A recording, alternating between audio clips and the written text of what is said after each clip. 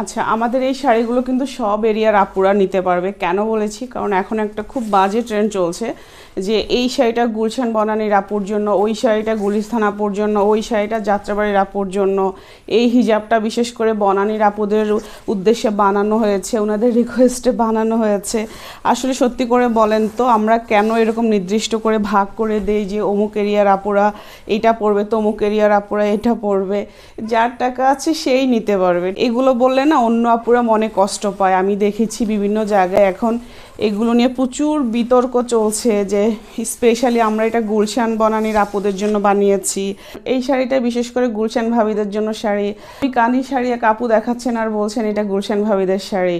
8-10 হাজার টাকার একটা শাড়ি যে কোনো এরিয়ার মানুষরাই নিতে পারবে, ঠিক আছে?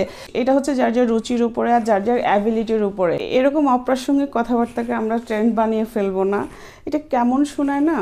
অনেক আপুরাই দেখছি মনে কষ্ট পাচ্ছেন এই ধরনের কথাবার্তার জন্য যে আমরা তো অমুক এরিয়ার, তাহলে আমরা পড়লে কি পাপ হবে, বা আমরা কি পড়তে পারবো, আমাদের তো টাকা আছে, আমরা কি কিনতে পারবো, আমাদের কাছে কি বিক্রি হবে না? এই জিনিসগুলো না শুনতে আসলে খুব একটা ভালো শোনায় না।